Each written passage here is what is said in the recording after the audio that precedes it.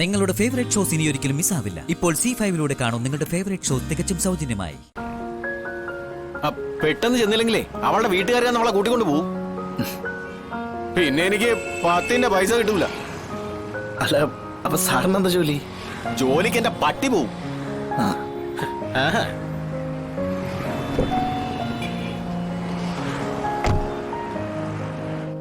അല്ല, അപ്പൊ sir Sharjah പോയിട്ടില്ല?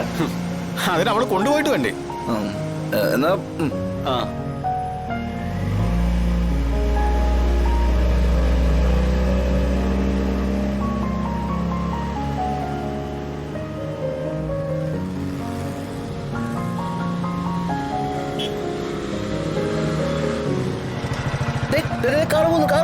പോയോ? ആ പിടി പിടി പിടി, വേഗം വിട്. കമല, ആശാനോ? എന്തിനാ നിർത്തിയേ? അങ്ങോട്ടോ ആശാനെ, ഇട എന്തുവാണ് ഇതൊക്കെ? ഇവിടെ ഒരു ഷാർജക്കാരന്റെ കാറ് കേടായി കിടപ്പുണ്ടായിരുന്നു ആശാനെ. അയാൾ എന്നോട് ചോദിച്ചു ഒരു മെക്കാനിക്കിനെ സംഘടിപ്പിച്ച് തരുമോന്ന്.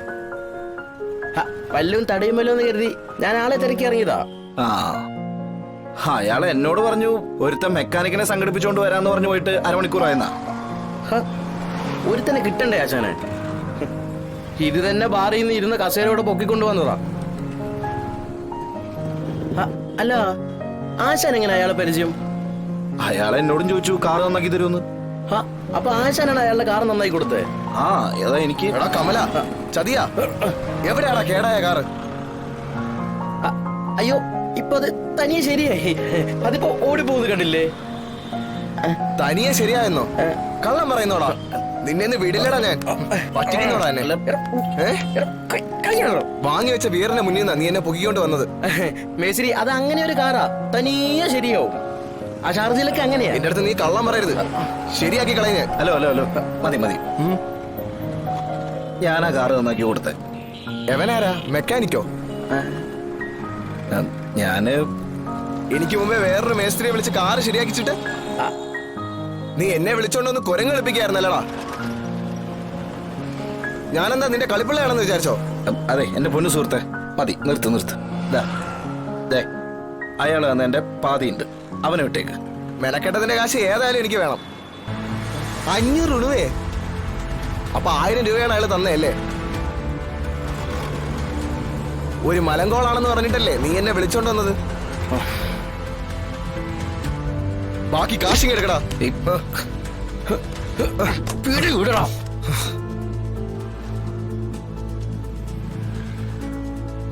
എടാ, നീ ആരുടെ കോളറെ പിടിച്ചെന്നറിയാമോ? എടാ, അറിയാമോന്നു?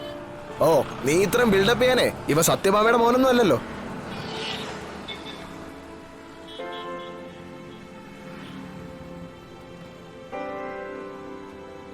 തല്ലു വാങ്ങിച്ചുകൂടാതെ മിണ്ടാതെ പോടാം.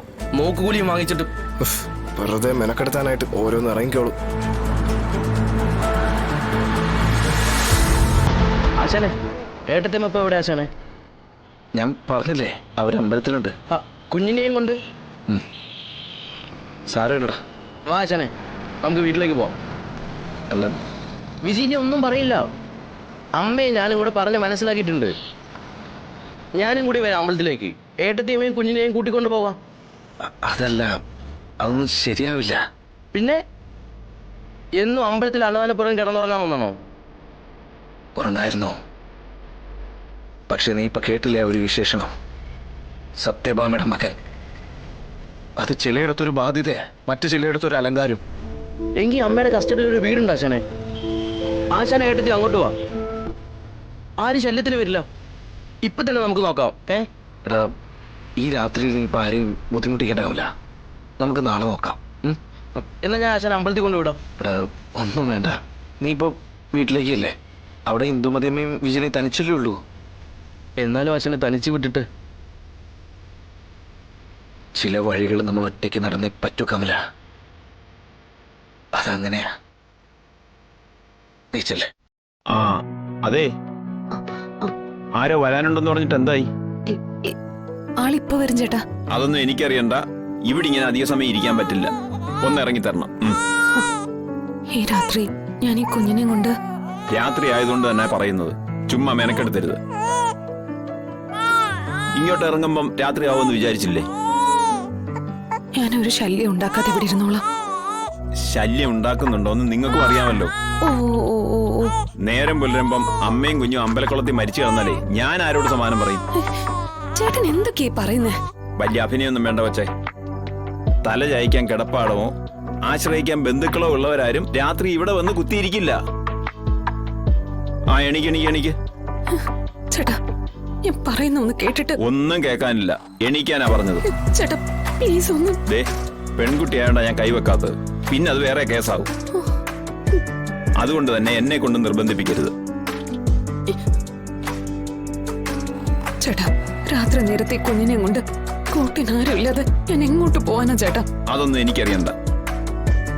കാശ് കൊടുത്തിട്ട് ലോഡ്ജിലോ ഹോട്ടലിലോ എവിടാന്ന് വെച്ചാ റൂം എടുക്ക്. എന്നിട്ട് എന്താന്ന് വെച്ചാ ചെയ്യേ. ബാക്കിയുള്ളവന്റെ തലേന്നൊന്ന് ഒഴിഞ്ഞതാ പ്ലീസ്.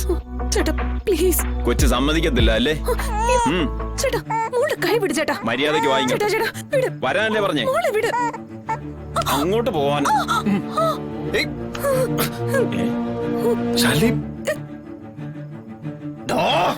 ഓ, വിഷ്ണുട്ടാ. പൊന്നോ. അയ്യോ വിഷ്ണുട്ടാ. വിഷ്ണുവിന്റെ പെണ്ണിന്റെ മേലുള്ള കൈ വയ്ക്കുന്നേ. വിഷ്ണുട്ടാ. തന്നെ എന്റെ പൊന്നാശാനെ ക്ഷമിക്കണം. ആശാന്റെ ആളാണെന്ന് ഞാൻ അറിഞ്ഞില്ല. എന്റെ ആളാണെന്ന് അറിഞ്ഞില്ലെങ്കിൽ നീ പെണ്ണുങ്ങളോട് ഇങ്ങനെയാണോ പെരുമാറുന്നത്? വിഷ്ണുട്ടാ വേണ്ട. വിഷ്ണുട്ടാ, അയാൾ അയാളുടെ ഡ്യൂട്ടി അല്ലേ ചെയ്യുന്നേ? സ്വന്തം വീട്ടുകാരിന്ന് കിട്ടാത്ത കനിവ് എങ്ങനെയാ വിഷ്ണുട്ടാ മറ്റുള്ളവരിന്ന് പ്രതീക്ഷിക്കുക? ക്ഷമിക്കണം ആശാനെ. ഇത് മനസ്സിൽ വെച്ചോണ്ട് എനിക്ക് കുഴപ്പമൊന്നും ഉണ്ടാക്കല്ലേ ആശാനെ.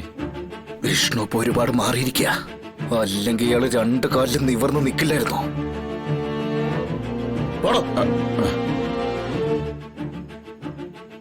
ശാലിനി, മോൾക്കൊന്നും പറ്റില്ലല്ലോ? കുഴപ്പമില്ല, അവളൊന്ന് പേടിച്ചെന്ന് തോന്നുന്നു.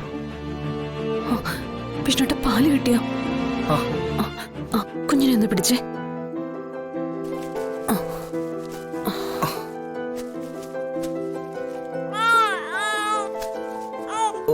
ഓ ഒന്നുമില്ല.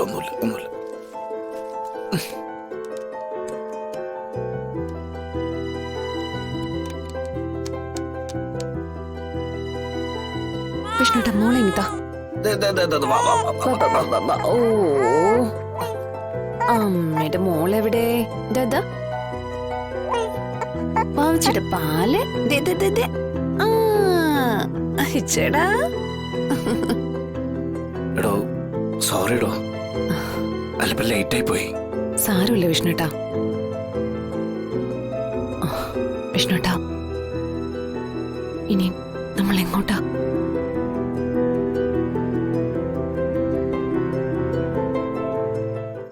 ഡൗൺലോഡ് ചെയ്യൂ C5 ആപ്പ്. കാണൂ എല്ലാ എപ്പിസോഡുകളും സൗജന്യമായി.